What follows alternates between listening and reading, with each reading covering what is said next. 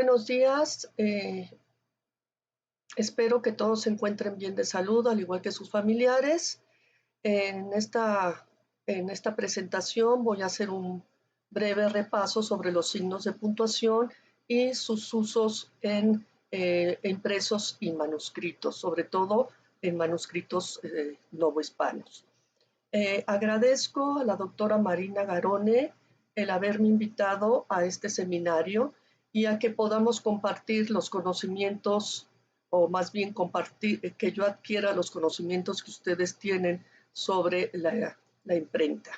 Bueno, aquí en los mismos fragmentos que les pongo, podemos notar algunos signos de puntuación, como los dos puntos, el punto y coma, o también tenemos los dos guiones verticales o inclinados, ¿no? Para indicar el final de una palabra que está inconclusa. Y también notamos, bueno, aquí el uso de punto y el uso de letras mayúsculas que además son dibujadas y a veces utilizadas con metales como el oro y la plata para iniciar el párrafo. Tenemos que ver muy bien desde qué punto analizamos los signos de puntuación, porque no es lo mismo los signos de puntuación en épocas tempranas a el uso de estos signos actualmente. Por ejemplo, nosotros nos basamos para épocas tempranas en lo que señala Nina Katach, de que la puntuación es un sistema secundario del sistema escrito y que no son signos alfabéticos que estén relacionados o que corresponden a un sonido, sino que son signos sobrepuestos. La otra postura ya es la moderna de la Real Academia Española, en donde señala que los signos de puntuación ya son signos ortográficos y que se utilizan para facilitar el discurso, para facilitar la comprensión de y ponen de manifiesto las relaciones tanto sintácticas como lógicas entre los diferentes constituyentes de la oración. ¿Cuáles son los objetivos de esta presentación? Tenemos tres objetivos. Primero, conocer el uso de los signos de puntuación a través de la historia. Luego, analizar estos signos en manuscritos y en impresos novohispanos. Y por último, ver las semejanzas y las diferencias que hay entre el uso de los signos en manuscritos y el uso de los signos en impresos. Bueno, hay que tener muy en claro que cuando empiezan a utilizarse los signos de puntuación, se emplean o surgen como un auxiliar para poder leer libros, para poder leer documentos. Y esta corresponde también a cuestiones tonales, ascendentes o descendentes a la hora de leer, y responden también a los criterios de la retórica, para distinguir periodos, para distinguir miembros y para distinguir incisos. Es decir, el uso de los signos de puntuación está estrechamente ligada con la retórica. ¿Y por qué surge? Porque los griegos tienen una escritura continua y era necesario guiar al lector para la correcta interpretación del texto. Si ustedes ven en en esta escritura romana monumentalis, ¿verdad?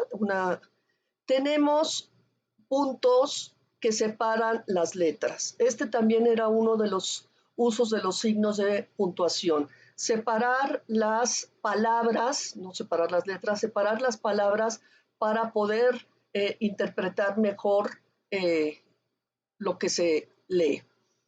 Bueno, ¿quién fue el iniciador de los signos de puntuación? Fue Aristófanes de Bizancio, que era bibliotecario de Alejandría y además editor, y que él, para poder leer las obras que tenía en voz alta, es el primero que establece un sistema de puntuación. Y entonces tenemos el punto alto, que no aparece muy bien aquí puesto, ¿verdad? Pero era el punto alto o fuerte, que era arriba de la letra, el punto medio en medio de la letra y el punto bajo se ponía en la base. Y esto correspondía a las unidades retóricas como el periodo, el colon y la coma. Un siglo después, Dionisio de Tracia escribe en su Arte de la Gramática 3 marcas de puntuación también. La subordinada o subpuntuación, que se pone abajo, la media, y la plena y final, que era, digamos, la más fuerte, se pone arriba de la letra. Por desgracia, al pasar el PowerPoint a PDF, estos signos se modificaron, pero es un punto en la parte de arriba de la letra. Estos puntos señalaban pausas cortas cuando iba abajo, medias cuando iba en el medio, cuando se necesitaba respiración, y largas arriba cuando el pensamiento era inconcluso. El primero en utilizar el término positure como signo de puntuación en latín fue Donato en el siglo IV después de Cristo, y este señala en su Ars Grammatica las 3 distinciones o puntos que hay. La distinción, que es o distinción, que se utiliza el punto arriba, y es para indicar el fin de una sentencia. La subdistinción, que ponemos el punto abajo y es para sentencias cortas, ¿verdad? Y la media distinción es la que se utiliza en el medio y aquí se utiliza simplemente para respirar, y es lo que se señalan todos. Bueno, ¿qué pasa ya en la Edad Media? A finales del siglo VIII, en los textos litúrgicos, se utiliza el punto y coma, que indicaba el fin del periodo, el punto elevado para indicar una pausa intermedia, que es no es el que sale siempre mal, el interrogativo para la duda. Ya a finales del siglo IX, y por influencia de los monjes irlandeses, que van a tener mucha influencia dentro de la corte de Carlomagno, se pueden utilizar 3 puntos en forma de triángulo para una pausa mayor, 2 puntos para una pausa intermedia. Es decir, los signos de puntuación empiezan a modificarse y a emplearse mucho, diferentes tipos. También se empiezan a utilizar las letras mayúsculas o capitales, como vemos en el fragmento que les puse, para iniciar los párrafos, y del mismo modo la gama capital, la letra K, que significaba caput, de cabeza. Algunos autores incluso emplean la gama y para el final del párrafo se podía utilizar una especie de 7, y la diple también al margen del lado de las citas. Los escribanos irlandeses también emplearon las letras grandes, las letras mayúsculas, frecuentemente en color, para iniciar los párrafos, como vimos en el comienzo. A lo largo de la Edad Media, la distinción hizo referencia al periodo o puntuación fuerte y se utilizó el punto bajo. Y aquí hay un cambio. Es decir, antes la distinción fuerte, el pensamiento completo, era por medio de un punto alto, punto en la parte alta de la letra. Bueno, la media distinción hizo referencia a la puntuación media o cola, y se emplearon los 2 puntos y también el punto y coma. Es decir, se podía emplear 2 puntos o el punto y coma. Y la subdistinción hizo referencia a la puntuación débil o coma, y se señalaba por medio de una diagonal, por medio de 2 puntos. Es decir, aquí ya tenemos que los signos de puntuación pueden utilizarse indistintamente para un uso o para el otro, y la vírgula, que sería nuestra coma.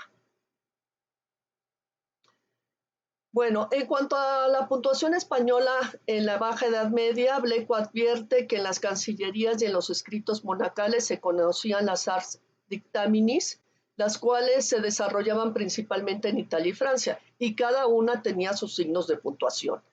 Vamos a ver que en algunos textos poéticos, como en el poema del Mio Cid, este carece de puntuación, mientras que en el auto de los Reyes Magos se advierte el punto bajo, el signo de interrogación, 4 puntos, incluso la cruz rodeada de puntos. Berceo utiliza 2 puntos a mitad del verso, mientras que, por ejemplo, en el libro de El Buen Amor se utiliza la diagonal para los hemistiquios. En cuanto a la prosa, también es variada. Se puede utilizar el punto bajo, lo que se llama el calderón, el punto bajo con la vírgula, y otros continúan con el sistema latino de punto alto, punto medio y punto bajo. También se emplea el punto bajo y los 2 puntos, la vertical con un punto, o mejor dicho, la inclinada con un punto, el paréntesis también, no como su uso actual, sino también como una especie de coma, y también pueden utilizarse, por ejemplo, un punto con el calderón para señalar el final o señalar las pausas largas. Aquí tenemos un texto de Petronila del siglo XII. Bueno, el texto es de la reina Petronila, que deja su herencia, y podemos encontrar, esto es interesante, en este texto podemos encontrar la especie de un punto con una especie de 7 para las pausas breves, pero también podemos encontrar el punto y la vírgula. Podemos encontrar aquí 4 puntos, y para el inicio podemos encontrar la cruz rodeada de puntos. Es decir, en este sistema es bastante, digamos, interesante ver que lo que se utiliza es la especie de 7 con un punto como el principal, aunque puede utilizarse el punto y la vírgula, pero en alto. Aquí tenemos también dos textos que ya pertenecen a principios del siglo XVI, en donde tenemos, por ejemplo, el uso de el punto y la coma, el uso del punto, el uso de los 2 puntos, es decir, que tenemos más bien ya el uso de los 2 puntos es lo general, y el uso del punto bajo ya es, digamos, algo más recurrente. Pero en este documento manuscrito en letra cortesana, lo que vamos a encontrar es, por ejemplo, un punto con paréntesis para indicar el final del escrito, o tipos de paréntesis para indicar las pausas breves, como se puede ver en algunos de estos casos, ¿verdad? Aquí el paréntesis que nos indica una pausa breve. Los 2 documentos son más o menos contemporáneos, con un espacio de 10 años, pero también la diferencia entre las letras que se utilicen en los manuscritos que analizamos también van a influir en el tipo de signo de puntuación. Bueno, vamos a tener en resumen una puntuación débil que llamamos coma y una puntuación media que es el colon. La puntuación débil y media, pensamiento no concluso y se utiliza para la respiración, vamos a tener que se utiliza los 2 puntos, la coma, ¿verdad? En el colon, por ejemplo, se utiliza lo que es el punto, los 2 puntos, el punto y coma. También tenemos el uso de la coma y la diagonal, o puede ser el punto y la diagonal, o la diagonal cuando la oración es incompleta y no hay verbo. Entonces, esto simplemente es para la pausa débil. no es para la pausa fuerte. Entonces ya vemos que aquí hay una infinidad de usos para indicar lo mismo. En cuanto a la pausa fuerte, lo que podemos tener generalmente es el punto final, y lo que se señala también el calderón, que ahora se utiliza por medio de lo que actualmente es el signo del párrafo. También lo podemos encontrar en el siglo XVI y poco a poco se fue perdiendo. Vamos a ver en el siglo XVI, en cuanto a los manuscritos, tenemos una escasa puntuación. Para encontrar un manuscrito con puntuación es dificilísimo, ¿verdad? No así en los impresos, pero los manuscritos es muy complicado encontrar que presenten signos de puntuación. Frecuentemente vamos a tener la diagonal. Esto es lo más frecuente, ¿verdad? Para la pausa breve. Vamos a tener este signo, especie de un 7 también para la pausa larga, que también puede ser para la pausa breve. Y la diagonal puede ir antecedida o no de un punto. También encontramos la coma, los dos puntos, que puede ser para la pausa breve o larga, el punto, que puede generalmente ser para la pausa larga, el punto y coma, para la pausa breve, generalmente el signo del párrafo, de interrogación, los paréntesis para indicar acotaciones, y también el uso de un solo paréntesis para indicar lo que sería la coma. El guión, tenemos otros usos como las dos líneas para indicar que falta una palabra, o ciertos signos para indicar el final del párrafo, o el signo de igual para indicar que una palabra está incompleta. Tenemos en la gramática de Nebrija de 1492, y aquí el uso es muy fácil. Nebrija solo utiliza el punto para la pausa larga, ¿verdad? Y los dos puntos que tenemos ahí para diferentes pausas breves.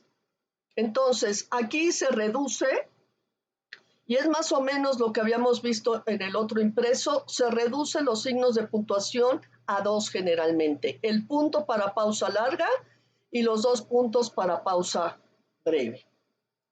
Esto en cuanto a la normativa. En cuanto a los impresos, vamos a tener exactamente lo mismo: dos puntos y punto. Ahora, ese punto puede ser empleado para una pausa larga o para una pausa breve, pero también tenemos los dos puntos. Es decir, en esto va a ser más metódico en el siglo XVI el uso de dos puntos y el uso de punto. Vamos a ver qué pasa en los manuscritos. En los escasos manuscritos del siglo XVI, y que generalmente son a finales, lo que encontramos es la diagonal, el punto, ¿verdad? Encontramos la diagonal, el punto, o la diagonal y punto. Y también en este otro texto encontramos la diagonal. Podemos encontrar una especie de coma, que puede ser simplemente que la diagonal está escrita de forma rápida, y encontramos también los dos puntos, pero como pausa larga. ¿Qué vemos de diferencia? Bueno, en los manuscritos, como vemos, utiliza la pausa corta, podemos utilizar la diagonal, la coma y la diagonal con punto. Para la pausa larga podemos encontrar el punto, los dos puntos y la diagonal. Para inicio, el párrafo escrito de esta o señalado de esta manera, y también empezamos a encontrar el uso de mayúsculas. En los impresos, sin embargo, tenemos la pausa breve con dos puntos, la pausa larga con un punto, el uso de párrafo. Es decir, en los manuscritos encontramos, a pesar de que no se utilizan los signos de puntuación, cuando se utilizan, la gama es mucho mayor y además es inestable. Es decir, no se sabe muy bien para qué se usan, no es un uso homogéneo. En cuanto al siglo XVII tenemos más o menos lo mismo. La diagonal, aunque ya es muy escasa, la coma, que empieza a ser mucho más frecuente, los dos puntos, el punto y coma, el punto generalmente para la pausa larga, los signos de interrogación y de admiración, el paréntesis para cerrar el renglón, el guión doble, es decir, ya tenemos más o menos los signos de puntuación que utilizamos hoy en día, pero no de la misma manera. ¿Qué tenemos en la ortografía de Correas? La ortografía de Correas utiliza el punto, la coma y los dos puntos. Es decir, estos son los signos de puntuación que está señalando. Bueno, claro, también utiliza, por ejemplo, la interrogación, ¿no? Pero estos son los signos que generalmente emplean, ¿no? El punto, la coma, los dos puntos, la coma, dos puntos, etcétera. Estos son en los textos que podríamos llamar académicos, ¿no? En otros, como en la historia verdadera de la conquista de Bernal Díaz del Castillo, esta impresa en 1632, y esta que es un libro sobre Felipe IV de 1650, encontramos la coma, encontramos los paréntesis, pero ya para hacer acotaciones, encontramos los dos puntos y encontramos el punto y coma, ¿verdad? Además de la coma, ¿verdad? En este caso también encontramos la coma, encontramos el punto y encontramos nada más punto y coma. En este encontramos la coma, encontramos los dos puntos y encontramos punto y coma. Es decir, ya en los impresos también hay una diferencia en cuanto al uso. ¿Qué pasa con los manuscritos? También es escasa la puntuación. ¿Pero qué tenemos? Tenemos el uso de coma, generalmente, y el uso de dos puntos. Tenemos el uso de coma, el uso de punto y coma. O aquí el uso que sería de punto, ¿sí? Esto con respecto a los manuscritos. ¿Cuál es la diferencia? Que los manuscritos para la pausa breve o media utilizamos los dos puntos, se utilizan los dos puntos, punto y coma, y la coma. Para la pausa larga, el punto, y se utilizan mayúsculas. En los impresos, ahora también tenemos la coma, los dos puntos, el punto y coma, para la pausa breve o media. Para la pausa larga, el punto, tenemos los signos de los paréntesis, el párrafo se sigue utilizando y también las mayúsculas. ¿Qué pasa en el siglo XVIII? En el siglo XVIII ya no tenemos la inclinada, la barra inclinada, tenemos la coma, los dos puntos, el punto y coma, el punto, los signos de interrogación, admiración, paréntesis. Tenemos también ciertos usos, ¿verdad? Dentro de los manuscritos y como vemos, por ejemplo, los dos puntos es para una pausa breve y para indicar lo que va a decir alguien, la coma es para pausa breve, el punto y coma es para separar oraciones y terminación de párrafos y el punto es generalmente para la pausa larga. Vamos a ver ahora, por ejemplo, en la ortografía de la Real Academia Española, que tenemos el uso de coma, muy claro, el uso de dos puntos, ¿verdad? Para indicar que se va a decir algo, el uso de punto para el final del párrafo y el uso de punto y coma. Es decir, aquí ya tenemos los usos, digamos, más generales y más cercanos a los nuestros. Los siguientes son dos textos, uno de 1762 y otro de 1735, en donde podemos advertir el uso de la coma, el uso de punto y coma, el uso de punto final y el uso de dos puntos. En el otro caso, el uso de coma, dos puntos, aquí tiene el signo de interrogación, los dos puntos, y tenemos también el uso de punto y coma. Es decir, se apega más a lo que ya está o a lo que señalaba la academia. ¿Qué pasa en los manuscritos? En los manuscritos tenemos el uso de dos puntos, el uso de dos puntos para indicar lo que se dice, el uso de punto, también tenemos aquí el uso de dos puntos, por aquí tenemos el uso de coma, ¿verdad? Tenemos las comas y acá abajo tenemos las comas de los dos puntos y la coma. En general lo que vamos a tener en estos documentos, vamos a tener el uso de coma, de punto para el final de una sentencia y el uso de dos puntos, aunque también se puede utilizar el punto y coma. Bueno, para pausa breve y media ya lo vimos, es la coma, los dos puntos, el punto y coma, y para la pausa larga el punto. Y lo mismo pasa con los impresos, tenemos la coma, los dos puntos, el punto y coma, y la pausa larga con punto.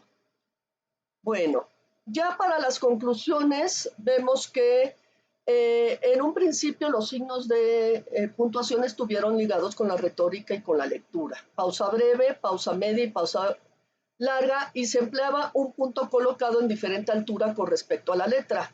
Para la pausa breve era el punto bajo, para la media el punto medio y para la pausa larga era el punto alto, lo que equivale actualmente a nuestro punto final o a nuestro punto y seguido.